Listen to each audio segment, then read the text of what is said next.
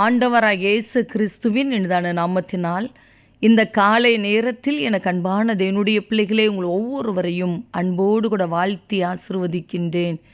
எனக்கு அன்பான தேவனுடைய பிள்ளைகளே, எத்தனை போராட்டத்தின் அனுபவங்கள், பிரச்சனையின் அனுபவங்கள், எவ்வளவு நெருக்கத்தின் சூழ்நிலைகள், வாழ்வதற்கு பலனில்லையே என்று சொல்லி தள்ளாடி நிற்கின்ற உங்களை பார்த்துதான் இந்த காலை நேரத்தில் சர்வ வல்லமையுள்ள தேவன் சொல்லுகின்றார், மகனே மகளே, என் நீதியின் வலது கரத்தினால் உன்னை தாங்குவேன் என்று சொல்லி.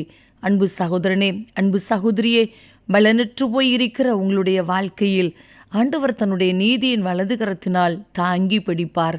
நிச்சயமாய் அவர் உங்களை ஆசிர்வதிப்பார். தகப்பனே, இந்த காலை நேரத்தில் உம்முடைய பிள்ளைகள் ஒவ்வொருவரையும் மனதார ஆசிர்வதித்து ஜெபிக்கிறேன் அப்பா. உம்முடைய விலையேறப்பட்ட உன்னதமான அன்புக்காக கோடி ஸ்தோத்திரம் ஐயா.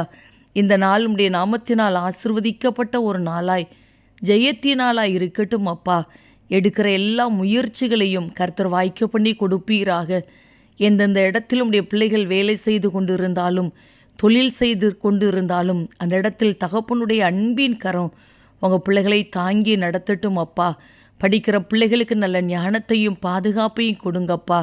எல்லா தீங்குக்கும் உடைய பிள்ளைகளை கர்த்தர் விலக்கி காத்து கொள்வீராக. எங்கெங்கு பிரயாணப்பட்டு போனாலும் இன்றைக்கும் உடைய பிள்ளைகள் செய்கிற பிரயாணங்கள் ஆசீர்வாதமாய் பாதுகாப்பாய் இருக்கட்டும். போகிற எல்லா இடங்களிலும் மனுஷ கண்களில் தயவை கட்டளையிடுங்கப்பா. இந்த நாளுக்குரிய சகல தேவைகளையும் சந்தித்து நடத்துவீராக. காரணம் இல்லாத மன உளைச்சல்கள், மன அழுத்தங்கள், மனபாரங்கள் உடைய பிள்ளைகளை தாக்காதபடி கர்த்தருடைய அன்பு உடைய பிள்ளைகளை நிரப்பட்டும் என்று சொல்லி ஆசிர்வதித்து ஜெபிக்கிறேன் அப்பா. தைரியத்தை கொடுப்பீராக.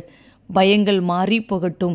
எந்தெந்த காரியம் மலை போல நின்று கொண்டிருக்கிறதோ அந்த காரியத்தில் ஒரு அற்புதத்தை செய்து இவர்கள் இருதயத்தை சந்தோஷப்படுத்துங்க அப்பா.